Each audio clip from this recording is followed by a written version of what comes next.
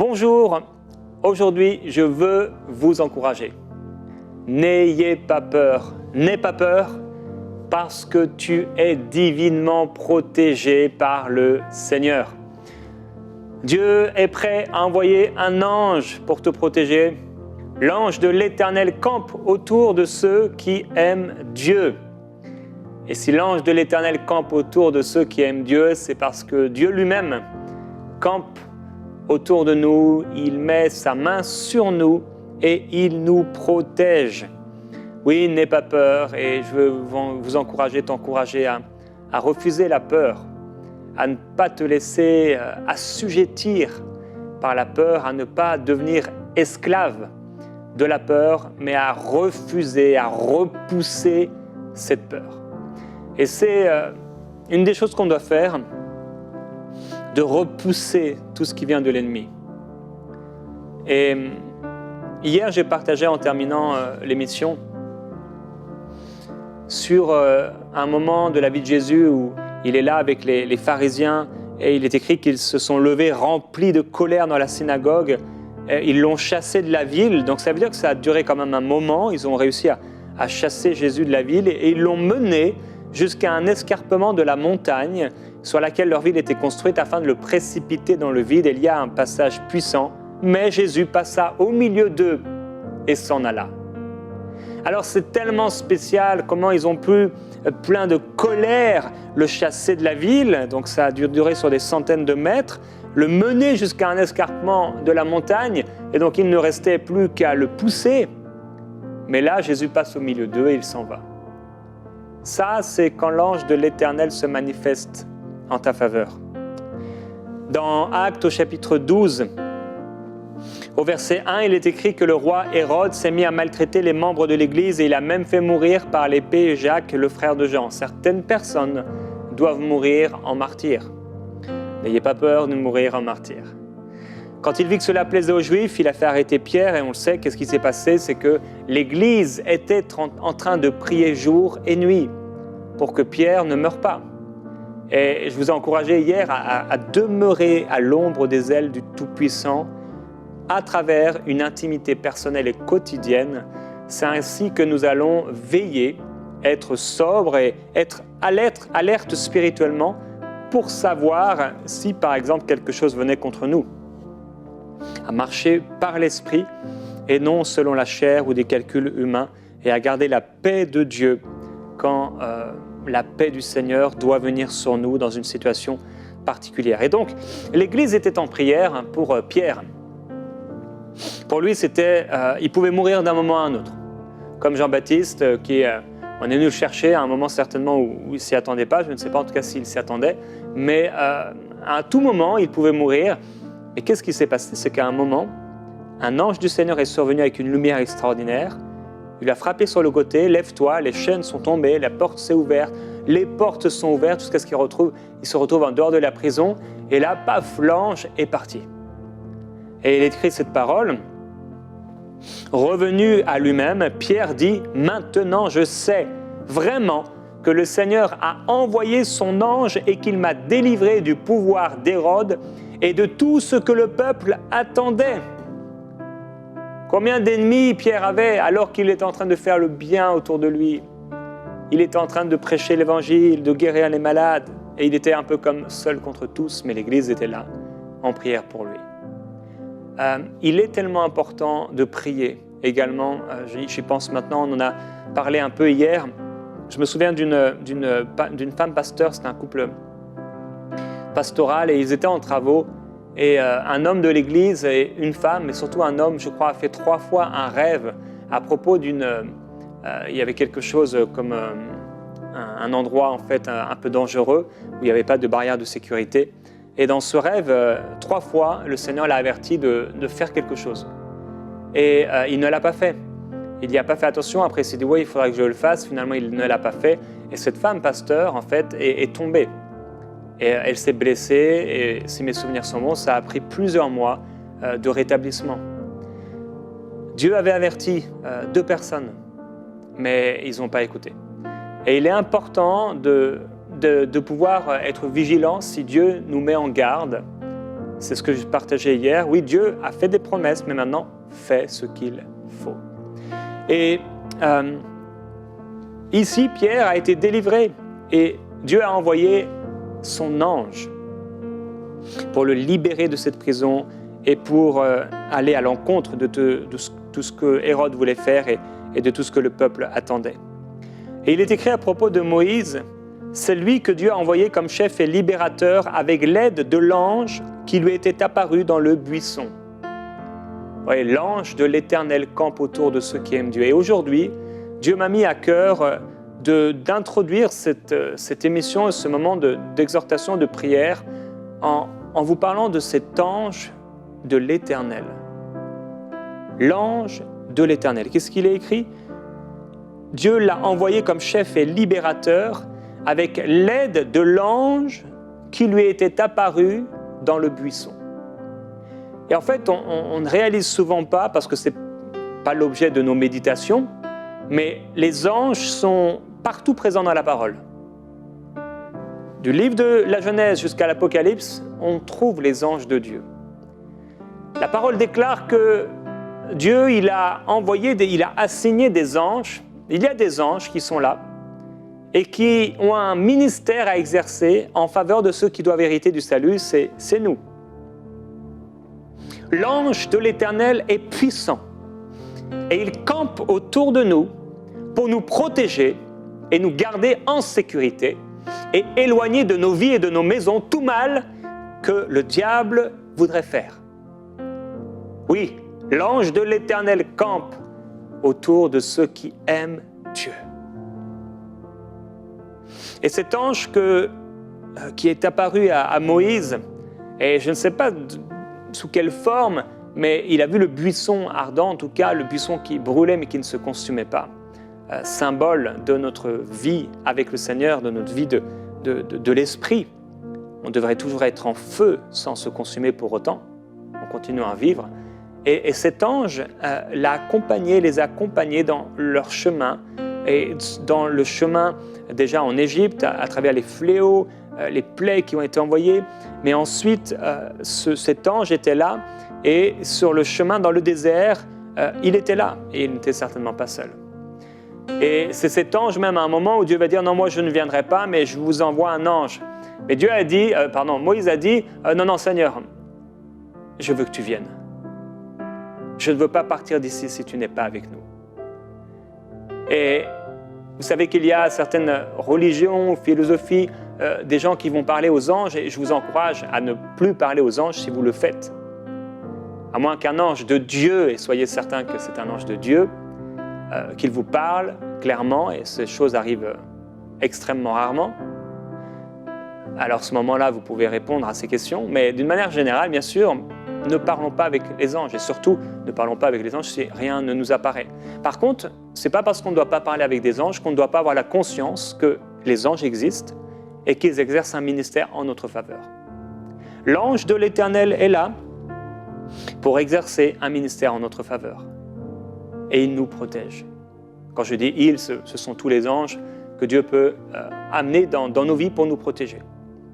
Et c'est Dieu lui-même qui nous protège en envoyant ces anges, comme on parle souvent du diable, mais ce sont des démons qui sont en opération et pas le diable qui est partout, parce qu'il peut être qu'à un seul endroit à la fois. Et aujourd'hui, j'ai le témoignage de Citraka, de France, qui dit depuis quelques années, je suis les émissions de MCI TV, elles me nourrissent vraiment et propulsent ma vie spirituelle. Elles me donnent les outils, les armes à utiliser dans la vie quotidienne pour combattre le bon combat de la foi. Mi-juin, j'étais en voiture avec ma sœur, je conduisais, j'ai raté un virage et la voiture a fini les 4 roues en l'air, toute cassée et inutilisable.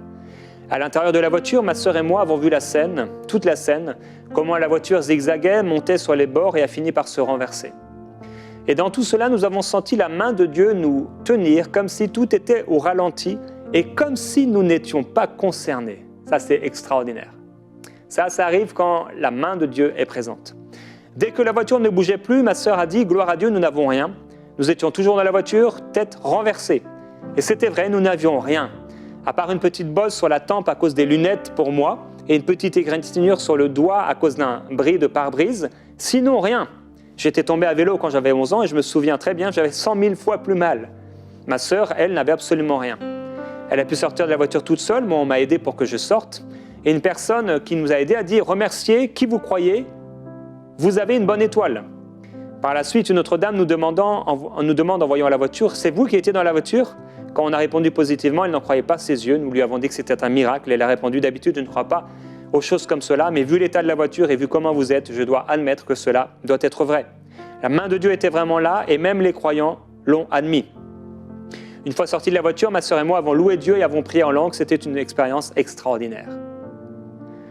Les pompiers, les urgentistes ont confirmé que nous n'avons rien et comme Job, notre vie a été épargnée. Ce qui m'a réellement marqué dans cette expérience, c'est que Dieu nous a non seulement préservés physiquement, mais aussi spirituellement et émotionnellement. C'est vraiment une grâce, notre attitude de louange, de prière n'est pas naturelle humainement parlant, et pourtant c'était venu à la place de la peur ou des questionnements. Je remercie EMCI TV pour cela, car vos émissions portent du fruit. Elles n'agissent pas seulement au niveau de la connaissance, mais vraiment dans le renouvellement de l'intelligence, que Dieu soit loué. Et pour terminer le témoignage, quelque temps plus tard, je découvre que j'étais enceinte de presque 2 mois au moment de l'accident. Quelle n'est pas ma gratitude envers Dieu qui a sauvé non seulement 2 vies, mais 3. Ce bébé est une grande preuve de l'amour de Dieu pour nous et un grand cadeau pour mon mari et moi après 2 ans et demi de mariage. Gloire au Seigneur Jésus-Christ. J'aimerais le déclarer sur vous. L'ange de l'Éternel campe autour de vous et le Seigneur saura vous protéger. Alors je l'ai dit cette semaine, on ne passera pas à côté de toutes les difficultés, on va passer par des temps difficiles. Mais en toute chose, nous sommes plus que vainqueurs par celui qui nous a aimés. Et comme le disait l'apôtre Paul, Dieu me gardera encore et il me protégera encore de la gueule du lion. Il me protégera encore de l'ours et du lion. Oui, Dieu vous protégera au nom du Seigneur Jésus-Christ. Dans Genèse au chapitre 20, il y a cette histoire avec Abraham et Abimelech.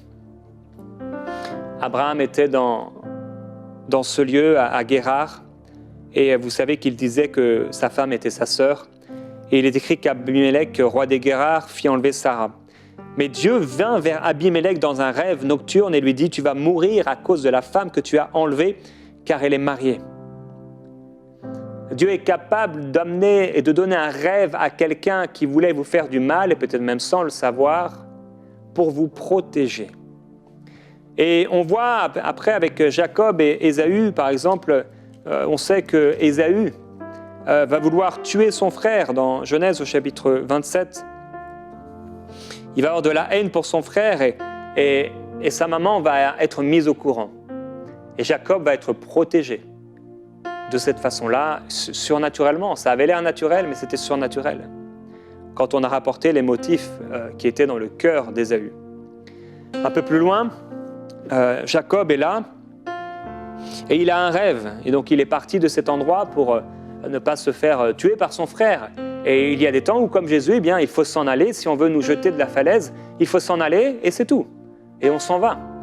Si ça devient dangereux, allons ailleurs, à moins que Dieu ne nous précise clairement qu'il faut y rester. C'est vraiment important. Il va avoir un rêve et il va voir cette échelle et Dieu va lui dire « Je suis moi-même avec toi ».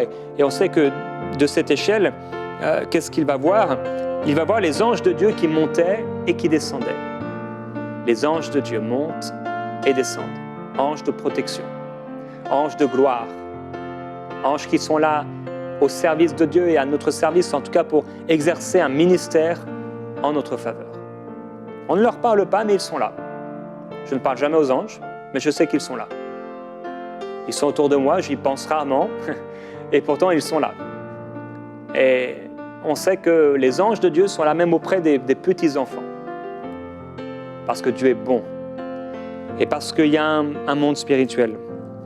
Il dit, voici, je suis moi-même avec toi, je te garderai partout où tu iras, je te ramènerai dans ce territoire, car je ne t'abandonnerai pas avant d'avoir accompli ce que je te dis.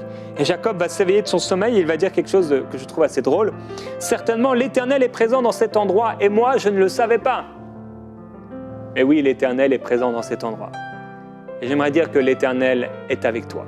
Pour lui, c'était une surprise, mais nous savons que l'Éternel est là et qu'il habite dans nos cœurs par le Saint-Esprit.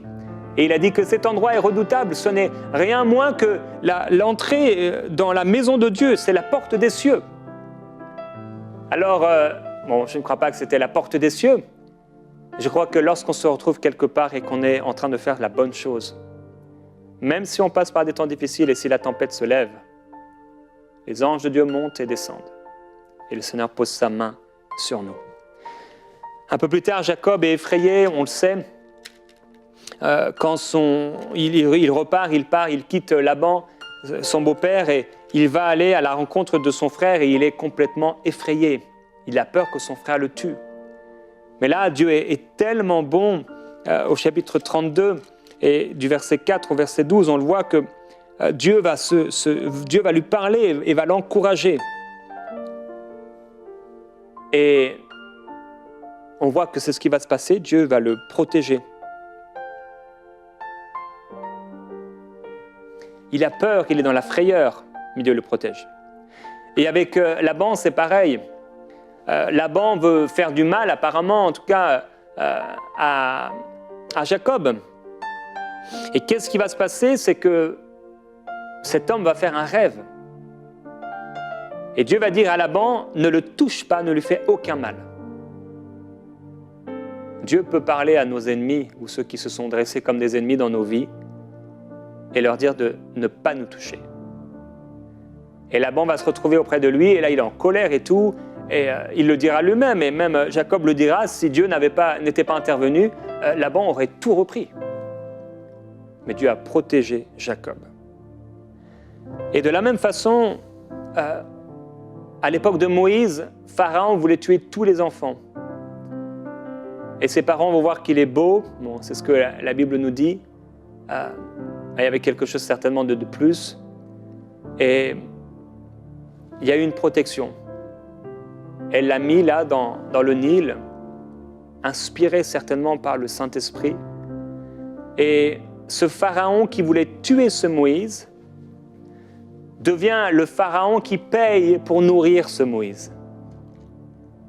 Et c'est vraiment étonnant comment Dieu peut transformer le mal en bien et changer même nos adversaires en amis et en soutien.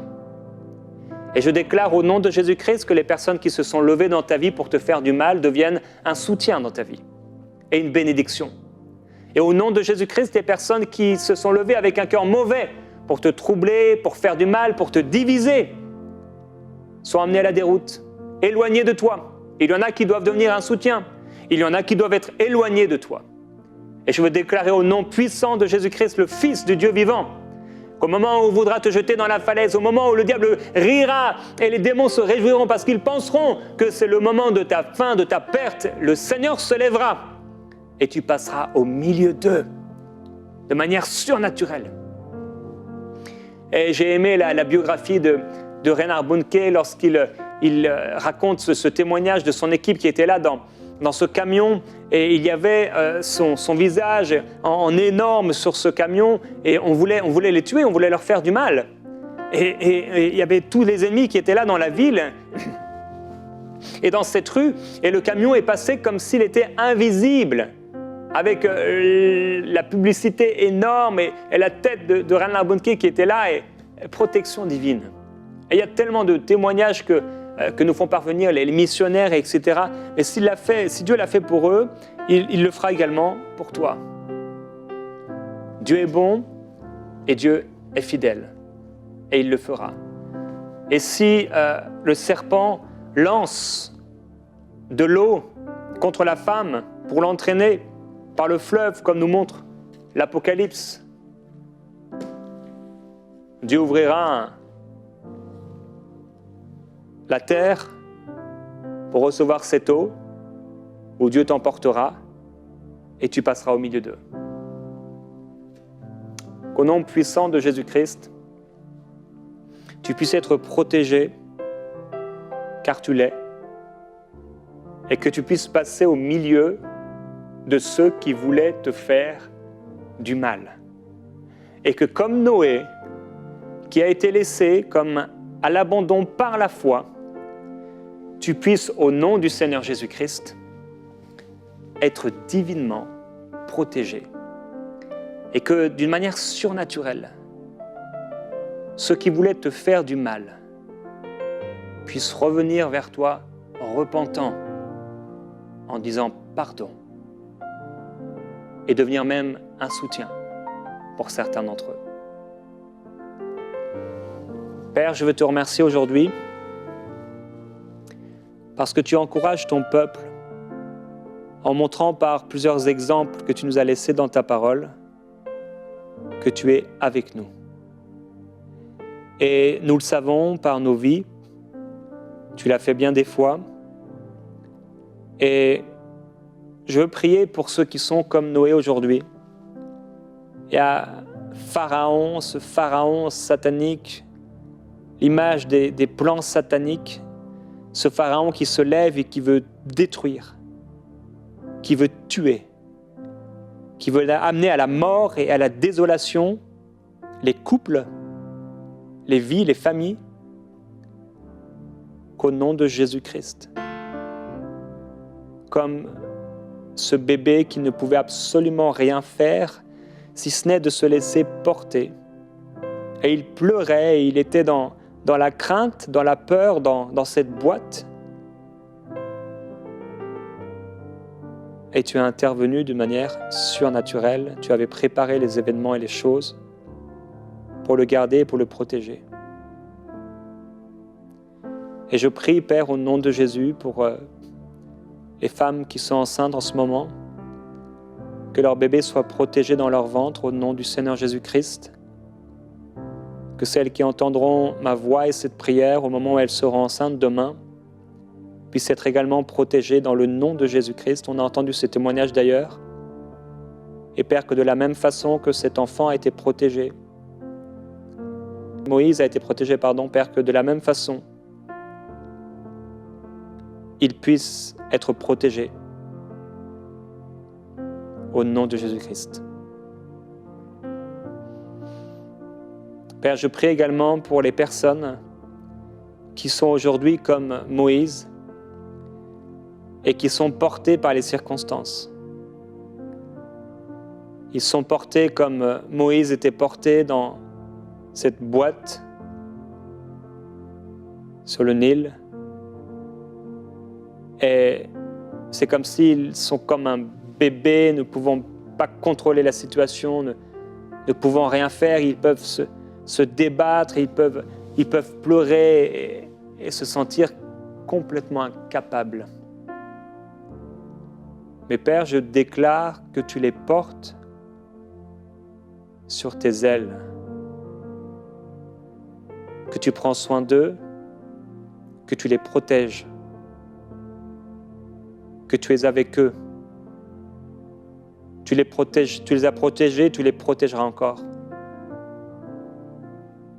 Qu'il en soit ainsi, Père, au nom de Jésus-Christ. Merci parce que tu protèges ton peuple. Que toute arme forgée contre nous ne puisse prospérer.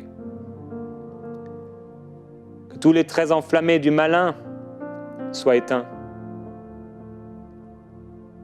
Que 1000 tombent à notre côté, 10 000 à notre droite.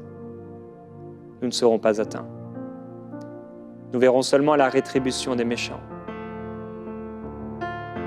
Père, merci parce que même si on traversait l'ombre de la vallée de la mort, tu seras avec nous. Oui, tu nous as donné l'autorité de marcher sur les serpents, les scorpions et sur toute la puissance de l'ennemi sans que rien ne puisse nous nuire. Alors nous déclarons ta parole et on te remercie pour l'autorité que tu nous as donnée.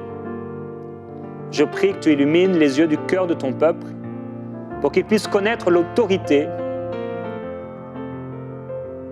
que tu lui as donnée. Merci parce que cette autorité dépasse toute puissance satanique, cette puissance qui agit là dans l'air. Merci parce que l'autorité est plus grande. Tu nous as donné l'autorité, le pouvoir de marcher sur les serpents, les scorpions et sur toute la puissance de l'ennemi sans que rien ne puisse nous nuire. Alors le nom puissant de Jésus-Christ, là où il y avait eu des décrets sataniques, qui ont été formés dans le secret, dans les ténèbres, des alliances sataniques de destruction et de mort, au nom de Jésus-Christ, que cela soit brisé maintenant, au nom de Jésus-Christ. Là où la mort devait venir, elle ne vient pas. Là où la maladie devait attaquer, elle n'attaque rien. Elle s'enfuit. Là où des démons venaient pour troubler et pour diviser, ça s'arrête maintenant. Et je ressens que le diable a voulu attaquer plusieurs couples.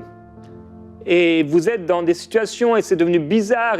Et il y a des objets naturels, je veux dire, des choses naturelles, des circonstances naturelles et des discussions naturelles. Et en fait, vous ne réalisez pas que c'est tout sauf naturel. Et ce que le diable veut, c'est votre destruction. Et aujourd'hui, je voudrais vraiment vous encourager à être plus intelligent et avec humilité, à aller vers l'autre et à vous prendre par la main et à vous mettre à genoux et à vous présenter devant le Seigneur et à dire « Seigneur, nous réalisons qu'il y a eu des disputes, il y a eu des conflits, il y a eu toutes sortes de choses, mais on réalise qu'en fait, on s'est fait avoir. Et que le destructeur est venu et on choisit de se pardonner aujourd'hui. Et maintenant, on formule un décret. Nous ne divorcerons pas. Nous allons vivre pour le Seigneur. Au nom de Jésus-Christ. On va rester ensemble, unis dans l'amour. On se pardonne mutuellement. Et au nom de Jésus-Christ, les esprits impurs de destruction qui sont venus contre nous sont brisés, repoussés dans le nom du Seigneur. Qu'il en soit ainsi au nom de Jésus-Christ, afin que vous puissiez être gardés. Il a le pouvoir de vous faire tenir debout jusqu'à la fin. Merci Saint-Esprit. Pour vous remercier le Seigneur pour sa présence. Merci Seigneur pour les anges aussi que tu mets autour de nous. Merci pour l'intuition que tu nous as donnée, ce témoignage intérieur dans notre cœur. Merci pour ta parole qui nous dirige. Merci pour les songes également que tu peux donner aux autres, mais à nous-mêmes, pour nous protéger, pour nous garder. Oui, on a de la valeur à tes yeux. C'est pourquoi tu veux nous garder. Tu nous conseilleras. Tu auras ta main sur nous, car tu nous aimes. Merci Père. Amen. Gloire à Dieu. Frères et sœurs, on va se retrouver demain. Demain, dans Prière inspirée, demain, on va prier ensemble le psaume 91 avec une musique relaxante. Parfois, vous avez comme ça des titres un peu, vous pouvez être surpris. Et quand il y a des titres un peu qui peuvent vous surprendre, musique et prière relaxante, sachez que souvent, c'est pour toucher un maximum de personnes et que Dieu puisse les toucher et les sauver. On se retrouve demain dans Prière inspirée.